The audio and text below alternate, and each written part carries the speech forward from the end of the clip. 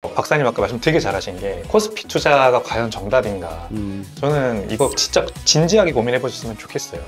미래의 가치 상승이 예상되는 그런 쪽으로 돈이 흘러들어가는 유동성 완화적인 장세가 좀 펼쳐질 거로 예상이 됩니다. 네. 그러면은 이제 비트코인에도 많은 자금이 유동성이 다시 들어올 가능성이 있다. 이렇게 보고 있습니다. 네. 지금 비트코인의 이동 평균성을 이렇게 놓고 보면 투자에 관심을 가져야 될 적기라고 보세요? 아니면 조금 더 기다려도 된다? 어떻게 보십니까?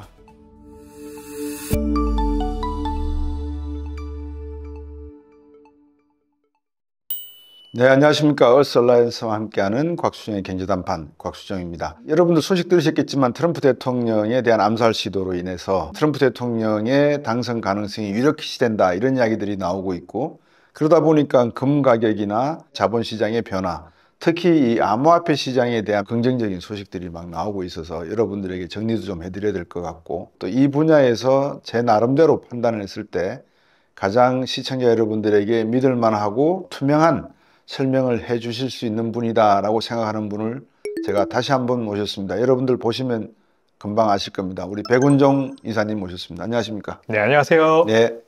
자, 이제 암호화폐 시장에 대한 관심이 트럼프 대통령 암살 시도로 상당히 올라갈 것 같은데, 지금 현재 시점을 딱 놓고 봤을 때 저희들이 한번 단면을 딱 잘라보죠.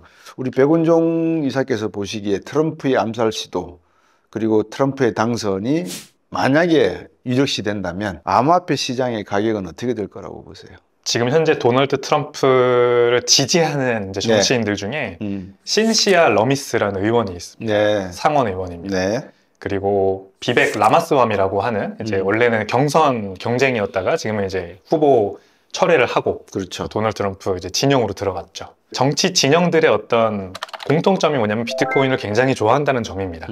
그래서 그들이 아마 도널드 트럼프 현재 후보를 많이 이렇게 영향을 미쳤다고 생각을 하고 있거든요. 네. 근데 이제 도널드 트럼프 후보 암살 시도가 있고 나서 신시아 러미스 상원 의원이 본인 트위터에다가 이제 애도 관련된 글도 올리면서 네. 전에 올렸던 글들이 좀 재조명이 됐어요. 비트코인들 네. 사이에서. 본격적으로 아마 비트코인을 미국 정부가 가지고 있는 중비 자산에 포함시키는 그 논의가 아마 도널드 트럼프 대통령이 되면 네. 본격적으로 논의가 진행될 거다라는 이제 얘기를 했었습니다. 예. 포브스지가 먼저 그 기사를 발간을 했고요. 네. 그 기사를 이제 신시아 러미스 의원이 자기 X에다가 이제 리트윗을 하면서 재조명을 시킨 것이죠. 그리고 이제 로버트 케네디 주니어, 원래는 민주당 소속이었지만 이제 무소속으로 대통령 출마하셨었죠. 네네. 그분도 2023년 비트코인 컨퍼런스라는 행사에 와서 미국 정부가 지금 눈덩이처럼 불어나는 부채 문제 해결하기 위해서 비트코인을 전략적 자산으로 비축을 해야 된다라고 자기가 공약을 했었어요. 그분이. 네. 근데 그분까지 이제 합쳐져서 트럼프 대통령이 실제 2기가 되면 아마 그게 본격적으로 진행될 거라고 저는 보고 있습니다. 오. 그러면은 이건 비트코인의 굉장한 호재고, 네. 그래서 실제로 트럼프 후보가 이제 암살 시도가 있고 괜찮다는 게 몇 시간 안에 뉴스가 나왔잖아요. 네. 그리고 나서 비트코인 가격이 3% 반등을 했어요. 네. 그거를 보니까 아무래도 이 트럼프 대통령 2기가 실제로 출범하면 비트코인 가격이 상당히 많이 올라갈 수 있겠다라는 생각이 저는 들었습니다. 네. 예, 가격 반영이 아직 안 돼 있다. 안 돼 있다. 네, 불확실성이 너무 크니까. 그렇게 생각이 듭니다. 예. 지금 백운종 이사께서 트럼프 대통령 2기가 시작이 되면 상당히 비트코인 가격이 상승 방향으로 틀 가능성이 있다는 말씀을 주셨는데, 이게 민주당 정부가 들어선다고 해서 이런 현상들이 일어나지 않으리라는 법은 또 없습니다. 말씀 주셨지만 재정 적자 문제가 상당히 심각하고, 미래에 과연 미국 달러화가 기축통화로서 계속 유지가 될 것인지, 아니면 금본위 제도로 다시 전환이 될 것인지, 아니면 비트코인 체제로 한 디지털 화폐의 중요성, 그 가능성을 어떻게 볼지에 따라서 기축통화 제도의 변화는 아직까지 논의 내로 남아있다고 저는 보거든요. 제가 뭐 비트코인을 옹호하거나 그런 의미가 아니고, 비트코인이라는 자체, 그러니까 다른 알트코인이나 스테이블코인은 좀 차치하고라도 상당히 중요한 자산으로 평가될 가능성이 민주당 내에서도 없지 않다는 것은 같이 이해를 해주셔야 될 것 같아요. 왜냐하면 이게 미국의 국가 이해와 관계되기 때문에 그렇죠. 그런 것 같습니다. 트럼프 때는 좀 이렇게 명시적으로 익스플리시트하게 논의가 되는 거고, 민주당 내에서는 조금 이렇게 보수적으로 오히려 논의가 되는 게 아닌가 싶습니다. 근데 이제 지금 미국도 그렇고 우리나라도 지금 주식 시장과 비트코인 시장을 이렇게 놓고 보면 동행을 해요. 같은 방향으로 이렇게 동행하는 모습들을 보였는데 한때는 약간 역방향이기도 했거든요. 앞으로 자산 시장에서 비트코인의 가격 또 주식 시장에서의 주가의 가격 이게 서로 이격이 될 건지 반대 방향으로 할 건지 아니면 동행할 가능성이 높은지 어떻게 보십니까? 지난 한 달간 이 나스닥 지수가 거의 7% 상승을 했고요. 네. S&P 500이 한 5%, 다우존스 지수가 한 3% 상승을 해왔습니다. 네. 계속 신고가를 경신하고 있죠. 근데 비트코인 가격은 마이너스 10%예요, 수익률이.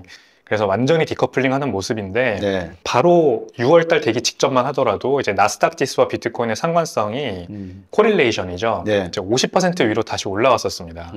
그래서 거의 유사하게 흘러가는 모습을 보였었어요. 네. 그때는 어떤 차이가 있었냐면 기준금리 인하에 대한 기대감이 지금보다는 좀 더 컸었습니다. 그렇죠. 지난 한 6월부터 7월까지 이어지는 이 2달 정도의 기간 동안 이 미국의 인플레이션 문제가 다시 재조명되고 고용시장이 너무 아직도 뜨겁다라는 이유 때문에 네. 이 연준 의장이 굉장히 매파적인 발언을 했었죠. 6월 달에도 그랬고. 근데 이제 지난주죠. 6월 CPI가 발표가 됐는데 네. 3% 헤드라인으로 나왔고 이제 코어로는 3.3%. 전월 대비해서는 드디어 마이너스 0.1% 오히려 인플레이션이 아니라 이제 물가가 하락하는 네. 처음으로 3년 만에 아마 그런 일이 있었을 겁니다. 게다가 이제 연준 의장이 의회 청문회에 나와서 얘기를 한 발언들이 보면은 2%까지 기다리지 않고 우리는 기준금리 조정을 할 수 있다라는 얘기도 하면서 네. 이제는 좀 매파적인 분위기가 아니라 비둘기파적인 분위기로 넘어가는 그런 느낌이 들어요. 비트코인 가격이 또 이제 트럼프 암살 시도와 교묘하게 맞물리긴 했지만 또 6만 달러 위로 다시 올라오기도 했습니다. 지금 네. 5만 5천까지 내려갔다가 네. 이런 정황들을 보면 디커플링으로 완전히 다녔다기보다는 잠시 그냥 방향성이 달라졌을 뿐 이제 다시 방향성이 같아지는 중이라고 저는 보입니다. 그동안 이제 나스닥 지수 기준으로 미국 주식시장만 워낙에 화랑이었던 것은 이 비트코인뿐만이 아니라 다른 모든 전략적 자산들이 다 좀 외면을 받아왔어요. 왜냐하면 이게 타임 밸류 오브 머니와 저는 관련이 있다고 생각을 합니다. 결국 기준금리가 더 오랫동안 이렇게 5.5% 수준에서 머물 거라고 투자자들이 예상을 하면 5.5%의 무위험 수익을 얻을 수 있는 채권이나 국채 투자를 하면 되죠. 장기로 그것도. 네. 근데 그러면은 굳이 주식 같은 위험 자산에 투자하는 이유는 무조건 5.5% 이상의 수익을 바라기 때문일 것이고 게다가 S&P 500 지수는 연평균 수익률이 11% 정도는 되는 아주 안정적으로 고수익이 나는 지수지 않습니까? 그렇죠. 그러니까 S&P 500이 11%니까 그 이상 수익이 나는 곳에 돈이 몰릴 수밖에 없는 거죠. 그러니까 확실한 곳에 돈이 몰렸고 그동안 AI가 산업의 화랑이 지금 워낙에 확실하게 일어나고 있다 보니 엔비디아 같은 AI 안에서도 굉장히 주도주만 가는 상황이었지 않습니까? 사실 네. 엔비디아 혼자 많이 올랐고 네. AMD 같은 2등, 3등 주들은 잘 따라가지 못했고 이제 아마 다시 2등, 3등 또는 AI 말고 다른 조금 더 확실하진 않지만 미래의 가치 상승이 예상되는 그런 쪽으로 돈이 흘러들어가는 유동성 완화적인 장세가 좀 펼쳐질 거로 예상이 됩니다. 네. 그러면은 이제 비트코인에도 많은 자금이 유동성이 다시 들어올 가능성이 있다. 이렇게 보고 있습니다. 네. 방금 미국 소비자 물가 지수부터 시작해서 채권 금리 가격 쭉 말씀을 주셨지만 그 중에서 이제 한 가지 좀 더 하자면 제가 만약에 추천을 한다 그러면 지금 시점에 미국 투자에 있어서 미국 국채를 사는 것을 조금 고려해 보시라는 말씀을 드리고 싶어요. 평균적으로 한 3%대에서 4%대 기준금리에 맞춰서 주던 채권 가격이 지금 5.5이기 때문에 말씀하신 대로 중장기적 관점에서는 상당히 높은 금리거든요. 그렇죠. 그래서 국민연금기금 같은 곳에서는 오히려 M7에 대한 투자 비중을 조금 낮추고 안정적으로 가는 게 좋을 것 같고 제가 경제담판 시작함과 동시에도 그런 말씀 많이 드렸거든요. M7 외에는 주식을 살 게 없다. 우리나라 주식 뭘 살 게 있느냐. 저는 그렇게 말씀드렸었어요. 네. 근데 이제 지금 서학을 하시는 분들 관점에서는 위험 자산으로서의 M7을 한 번은 검토를 해보셔야 된다. 왜냐하면 많은 뭐 주식 전문가분들이 그런 말씀 하시더라고요. 하반기까지는 상승장이 있을 수 있으나 한번 조정은 올 것이다. 그럼 이제 덜커덩거릴 건데 그때 얼마만큼 자신이 있을지는 모르겠지만 한번 검토해보라 그러시는 말씀들을 주시더라고요. 저는 개인적으로 지금이 AI가 주도해온 하나의 장이 되는데 금리를 떨어뜨리면 일시적인 덜커덩은 있을 수 있지만 중장기적으로는 계속 간다고 저는 보여지기 때문에 절대 흔들리지 말고 매도하지 마시고 그냥 들고 가셔라. 10년 투자는 하시라. 이렇게 말씀을 드리거든요. 같은 논리로 비트코인도 저는 그렇게 보여져요. 만약에 제가 투자를 한다면 5만 달러를 가든 3만 달러를 가든 디에버리징을 했으면 했지 결코 그 비중을 낮출 생각은 없다. 이제 이런 말씀을 드리는데 백원종 이사께서 보시기에 비트코인은 이게 하나의 자산으로서의 위치만 제대로 확보가 된다면 향후에 금과 비트코인으로 된 소위 말해서 기축통화 시스템 이것도 우리가 한번은 고민해 볼 수 있는 거거든요. 이런 말씀 드리면 많은 분들이 무슨 황당한 소리냐 할 수 있겠지만 비트코인과 같은 디지털 기술이 앞으로 모든 디지털 정보통신 기술의 발전의 베이식 기술, 인프라 기술이라고 가정한다면 그게 인정이 된다면 기축통화 제도에 있어서 하나의 본위 제도에 서포팅할 수 있는 금을 서포팅하는 그런 자산으로서의 가능성도 있지 않을까라고 하는 생각 이 부분에 대해서 우리 백운종 이사는 상당히 긍정적이실 것 같아요. 어떻게 보세요? 네, 맞습니다. 저도 굉장히 긍정적이고요. 네. 그 미래를 보고 저도 지금 비트코인 관련된 쪽에서 사업을 하고 있는 것이죠. 조금 말씀드리면 저희 사업은 비트코인 투자를 도와드리는 사업입니다. 네. 제가 이제 사업을 하는 이유, 저의 어떤 사업 철학은 비트코인의 철학에 공감하고 그 미래에 너무나도 기대가 많고 그런데 아직까지는 좀 투자하기 너무 어렵고 배우자니 힘들고 이런 네. 것들이 있잖아요. 네. 그래서 그런 문제를 해결하기 위해서 지금 5년째 사업을 하고 있는 거예요. 네. 그럼에도 불구하고 비트코인은 저는 말씀하신 대로 결국 글로벌 기축통화의 그런 수준까지도 아니면은 이제 메이저 컨트리들이 가지는 어떤 전략적 자산으로서 그 위치가 굉장히 높아질 거라고 생각을 합니다. 네. 제가 오늘 이제 박사님과 대담하러 여기 오면서 예. 어떤 얘기를 하면 좋을까 하고 여러 가지 이제 끄적끄적 찾아보다가 에스페란토라고 하는 언어가 있었어요. 네. 그거를 한번 비트코인과 비교를 해보면 어떨까 했는데 마침 말씀을 주셔가지고 제가 비교를 한번 해드릴게요. 네. 네. 이 어떤 사람이 전 세계 공용 언어를 만들자라고 해서 에스페란토라고 하는 언어를 만들었었어요. 네. 근데 그 언어가 이제 퍼지지 않았죠. 다들 아시다시피 여전히 우리는 각 국가에서 쓰는 언어들을 쓰죠. 근데 그 언어가 퍼지지 않고 성공할 수 없었던 이유는 존재 이유가 없었기 때문입니다. 왜냐면 우리가 쓰고 있는 언어에 뭐 어떤 문제가 있는 게 아니잖아요. 다른 나라에 있는 사람들과 소통이 안 되긴 하지만 영어를 잘 배워서 충분히 소통할 수 있고 또 다른 방법도 여러 가지가 있으니까 결국 글로벌 언어 체계에 특별한 문제가 없는 상태에서 이 에스페란토라고 하는 이상이 나왔던 거죠. 그래서 실패했다. 이게 이제 업계의 주된 의견입니다. 근데 비트코인도 그런 비슷한 관점에서 바라보면 네. 글로벌 커런시, 말씀하신 대로 어떤 기술로서 전 세계를 아우르는 네. 통화 이런 게 과연 필요할까? 이 생각을 해봤을 때 에스페란토처럼 필요 없을 수도 있어요. 네. 예, 약점이 있죠. 왜 각 국가에서도 다 자기네 나라 통화를 잘 쓰고 있고 각국 은행들도 스위프트망을 통해 가지고 해외 송금이나 이런 것들 잘 하고 있는데 네. 굳이 비트코인이 왜 필요하냐라는 얘기를 하시겠죠, 아마 많은 분들이. 그치만 지금 현재 이제 글로벌 이 머니터리 시스템에 구멍이 나 있고 문제가 있는 게 이 에스페란토와는 다른 운명을 갈 이유입니다, 비트코인이. 네. 예, 결국 그거를 우리가 알아야 되고 미국이라고 하는 나라, 달러화가 가지고 있는 어떤 헤게모니, 달러 기축통화 시스템에 지금 굉장히 큰 문제가 발생하고 있고 가장 큰 거는요, 구매력이 하락하고 있다는 거예요. 우리나라 사람들은 그나마 잘 느끼지 못하겠지만 달러화 대비해서 본인의 국가의 이 통화 가치가 급격하게 절하되고 있는 나라의 국가들은 조금 더 그 국민들이 많이 이런 걸 느끼고 있을 겁니다. 초인플레이션이라고 하는 현상. 아르헨티나는 100%가 넘는 지금 인플레이션 때문에 고생하고 있고 터키 뭐 이런 나라들이 있죠. 그렇죠. 근데 우리나라도 사실 마찬가지거든요. 원달러 환율이 이제는 1380원이 노말이 돼버렸잖아요. 대학교 때만 하더라도 1100원 정도만 돼도 높다고 막 난리 났었거든요. 네. 그리고 저희 아버지가 글로벌 무역을 오래 하셨는데 네. 수입을 주로 하셨습니다. 그래서 IMF 외환위기 때 엄청 힘들어하셨던 게 기억이 나요.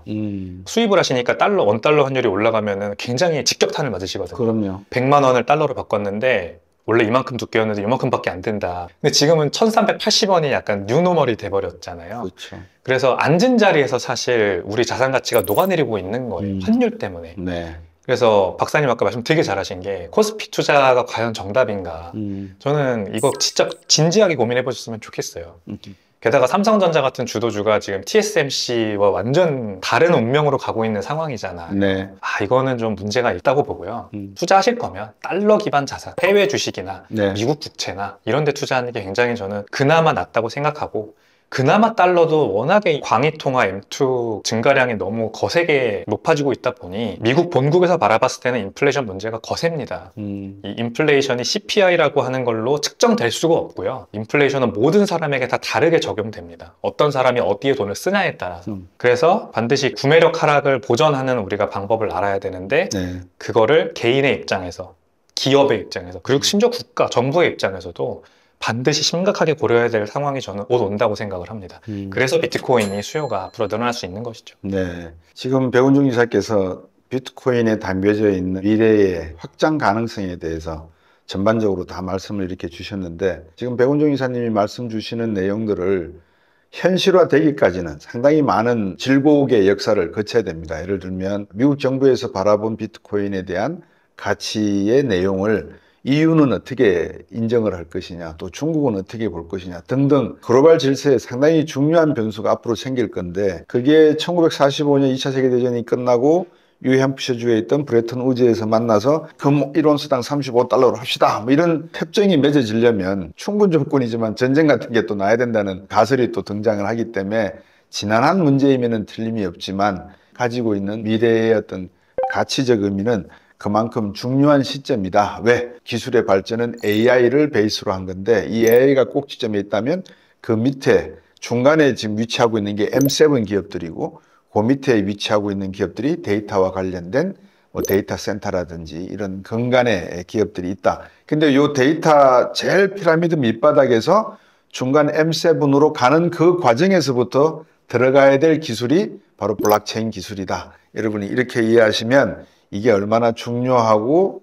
펀더멘탈한가 아마 이해는 되실 것 같아요. 오늘 여러 가지 말씀을 나눠봐야 될 건데, 투자라는 관점에서 조금 알고 들어가셔야 되는 부분이 존재하기 때문에, 우리가 이제 주가 같은 거를 전망하고 예측하려면 수많은 기술적 그래프가 존재하지 않습니까? 뭐 스토캐스틱도 있고 오실레이션도 있고 여러 가지가 있는데, 이동평균선 MA, 무빙 에버리지를 갖다 우리가 흔히 편하게 이렇게 지켜봅니다. 어떻습니까? 지금 비트코인의 이동평균선을 이렇게 놓고 보면 우리가 투자에 관심을 가져야 될 적기라고 보세요? 아니면 조금 더 기다려도 된다? 어떻게 보십니까? 이동평균선 기준으로 보면 120일과 200일 이동평균선 네. 요즘 많이 보시죠. 120일 이동평균선을 깨졌고 네. 200일 이동평균선이 지금 깨지기 직전인 것 같습니다. 제가 알기로는. 근데 제가 워낙에 차티스트가 아니다 보니까 네. 팔로우를 잘 안 하고 있긴 한데 예. 200일 이동평균선이 이제 다시 위로 올라올 때 그때를 이제 골든 크로스라고 해서 비트코인의 투자 적기다라고 보통은 얘기를 합니다. 네. 그래서 다시 비트코인이 가격이 많이 앞으로 올라가기 직전의 상황까지 오는 데까지 이제 얼마 안 남은 것 같다, 이런 생각이 들고요. 이제 200일 이동평균선이 살짝 내려가거나 아니면 지금 현재 가격이 더 내려간다면 이제 그렇게 될 거거든요. 그래서 다시 올라오는 그때 이제 투자하시면 좋은 타이밍을 잡으신다 생각은 하고요. 네. 지금 이제 근데 추세적으로 보면 지난 2024년 1월 달에 ETF 승인되고 미국에서 비트코인 가격이 급격하게 많이 올랐지 않습니까? 그래서 연초 대비 한 60% 정도 가격이 상승한 건데, 그 모멘텀이 아직 죽지 않았다는 게 지난주죠. 비트코인 가격 많이 이제 하락할 때 한 5만 6천 불 선에서 그래도 더 이상 내려가지 않고 다시 반등을 했어요. 캔들 차트로 보면 5만 5천 불까지도 내려가긴 했습니다만 5만 6천 불에서 5만 8천 불 선이 이제 지켜지는 게 되게 중요했던 게, 그 상승 모멘텀이 아직 안 죽었다는, 지지선을 그려보면 이제 하방이 이렇게 이어지거든요. 그래서 1월 달 대비 지금 모멘텀이 죽지 않았다라는 게 확실히 보이고요. 그때 아무래도 장기 투자자가 많이 들어왔다, 이렇게 생각을 할 수가 있어요. 우리가 7만 불 정도 가격에 저항선이 있어서 거기에서 장기 투자자들이 많이 파는 바람에 한 10번 정도 7만 불에 터치를 했었거든요, 비트코인 가격이. 지난 3월 중순 그리고 5월 말에 비트코인 가격이 7만 불을 터치하거나 넘었었는데, 그때마다 그걸 넘지 못하고 계속 떨어지고 한 10번 정도 그렇게 시도를 하다가 결국 못 넘은 건요. 비트코인 장기 투자자들, 1년 이상 비트코인을 가지고 있는 지갑들이 원래는 반감기 이후에 한 6개월까지는 이런 매도가 나오지 않습니다. 가격이 이렇게 오르지 않기 때문에. 근데 ETF 때문에 가격이 7만 3천 불이라는 신고점을 형성해 버렸잖아요. 그래서 거기에서 일부 매도를 하는 세력들이 있어요, 지금. 그리고 그 밑에는 이제 지지선이 있는데 한 5만 8천 불 정도에 이 정도면 싸다 생각하고 들어가는 장기 투자자들이 지금 있는 상황입니다. 그래서 딱 요 바운더리가 있거든요. 그래서 저점은 터치를 했고 여기에서 이제 다시 7만 불이라는 저항선을 뚫기 위해서 올라갈 거예요. 그때 어떻게 될지를 지켜봐야겠지만 3월 달이나 5월 달과 지금 상당히 다른 부분은 앞서도 말씀드렸듯이 지금 이제 기준금리 인하에 대한 가능성이 굉장히 높아진 상황이고, CME 패드워치에 따르면 지금 9월 FOMC의 0.25%포인트 하락 가능성이 90%더라고요. 금리 트레이더들은 아주 가능성을 높게 보고 있거든요. 네. 그런 것들을 봤을 때 아마 7만 불 저항선을 이번에는 뚫고 올라가지 않을까라는 생각을 조심스럽게 해봅니다. 그렇다면 지금 굉장히 좋은 투자 적기다라고 생각해 볼 수 있을 것 같아요. 방금 주신 말씀을 보면 상당히 좀 낙관적인 생각을 할 수 있는데, 독일이 제가 알기로는 10억 달러인가요? 10.5억 달러인가 갑자기 비트코인을 확 팔아버렸어요. 예. 그 월스트저널의 뉴스가 나왔었거든요. 지지난주인가? 이거는 어떻게 된 일인가요? 혹시 뭐 내용을 좀 아시는 게 있으신가요? 독일 정부가 불법 영화 다운로드 사이트에서 범죄 수익금이죠. 네. 그걸 비트코인을 5만 비트코인을 몰수, 네, 몰수한 걸 가지고 있었습니다. 네. 네, 그거를 이제 6월 달부터 해서 7월 중순까지 한 2주 정도 되는 기간 동안 다 팔아버린 거예요. 네. 그래서 그것들을 이제 클로즈하게 모니터하는 그런 어떤 사이트들도 생기고, 왜냐면은 대량의 말씀하신 대로 10억 달러 정도의 자금들이 막 며칠 상간으로 계속해서 시장에 나오다 보니까 가격이 더 떨어지는 원인이다 이렇게 본 거죠. 네. 근데 이제 독일 정부가 몰수한 것은 범죄 은닉 자금이지 독일 정부가 직접 비트코인을 매수한 게 아니라서 사실 범죄 자금을 몰수한 거는 언제든지 시장에 나올 수 있는 물량이긴 하거든요. 네. 그래서 이거는 유명한 격언이 있지 않습니까? 이미 알려진 악재는 더 이상 악재가 아니다. 그래서 저는 그렇게 크게 비트코인 가격 하방에 작용하는 그런 재료를 보지 않았어요, 사실. 네. 네, 비트코인 시장에 워낙에 지금 가격은 많이 떨어지는데 뉴스가 없다 보니까 원인을 파악하기 위해서 그런 뉴스들이 많이 나왔다고 저는 생각을 하고요. 네. 이제 같이 세트로 나온 게 마운트 곡스 물량 얘기죠. 네, 마운트 곡스 물량도 마찬가지로 이미 한 달 전부터 7월 달부터 상환이 시작될 거다라는 게 다 뉴스에 나왔던 거라서 네. 지금 와서 마운트 곡스 물량이 풀린다고 이제 매도가 시작된다고 가격이 하방에 작용한다는 조금 철진한 얘기라는 생각은 듭니다. 그 두 개가 근데 이제 지난 한 달 동안의 비트코인 가격 하락을 거의 주도했다고 보는 시각이 굉장히 지금 지배적이긴 합니다. 네. 어떤 면에서 보면 아이고야 저게 저렇게 물량이 싸게 나오니까 이거 받아 먹어야 되겠다고 생각해서 뛰어들어가서 받아 먹은 사람들이 하방을 지지하기도 했고 또 가격 상승에 대한 대기를 하고 있고, 그 정도 규모가 음지에서 양지로 나왔다는 것은 또 하나의 긍정적인 소식인 것 같고, 근데 문제는 방금 말씀 주셨지만 불법 자금, 비자금, 부정거래 이런 내용들이 비트코인으로 지금 은닉화되어 있는 양이 상당히 많을 것 같은데 총 규모의 한 몇 % 정도 된다고 보세요? 비트코인 트레저리스닷넷이라고 하는 사이트가 있는데요. 네, 거기가 네. 이제 정부들이 가지고 있는 비트코인을 기록을 해놨어요. 네. 물론 추산이겠죠. 근데 미국 정부가 한 21만 비트코인 정도를 가지고 있고 네. 중국 정부가 한 10만 비트코인 정도 가지고 있는 걸로 제 기억이 나거든요. 네. 그렇게 해서 독일 정부가 5만 개가 있었는데 이제 0이 됐고 네. 그렇게 쭉 리스트가 있는데 한 퍼센티지로 전체 비트코인 유통량 대비 2% 정도 됩니다. 아, 2% 정도. 지금 엘살바도르 정부가 거기 껴있는데 네. 엘살바도르 정부는 범죄 수익 자금을 몰수한 게 아닙니다. 엘살바도르는 비트코인을 매일 1비트코인씩 적립식 매수를 하고 있거든요. 네. 그 되게 재밌는 현상인데 그 엘살바도르의 대통령 나이브 부켈레 대통령이 공약을 했어요. 매일 1BTC씩 사겠다. 그걸 지금까지 꾸준히 이행을 하고 있고 그것도 이제 트래킹하는 사이트가 있습니다. 지갑 주소도 공개했고요. 네. 그래서 엘살바도르만 빼면 나머지 국가들은 다 범죄 수익 몰수 자금들입니다. 그것들은 언제든지 또 시장에 그래서 나올 수 있다는 점. 네. 뭐 30만 개가 넘겠죠, 비트코인. 그래서 그것들도 다 이미 알려진 악재이기 때문에 더 이상 악재가 아니라고 생각하시면 될 것 같고요. 네. 범죄 수익 자금, 네, 말씀하신 대로 물론 문제가 있습니다. 하지만 이제 위대한 기술이라는 것은 항상 양면성이 있다고 생각을 합니다. 바퀴도 굉장히 위대한 기술입니다. 그 동그란 바퀴가 뭐 석기 시대에 만들어졌는지 선사 시대에 만들어졌는지 모르겠습니다만 모든 자동차와 비행기와 이런 것들이 다 쓰이지만 좋은 용도로도 쓰이고 나쁜 용도로도 쓰이죠. 불도 마찬가지고 전기도 마찬가지고 전구 뭐 이런 것들 다 위대한 기술들, 우리 인류의 생활을 굉장히 혁신한 그런 기술들은요 그렇게 좋은 곳과 나쁜 곳에 다 이중적으로 쓰입니다. 그래서 네. 비트코인도 그런 모습을 보이고 있다는 것 때문에 오히려 더 좋아하게 되는 면도 있습니다. 네. 지금 배원종 이사님과 블록체인에 대해서 또 비트코인에 대해서 말씀을 나누고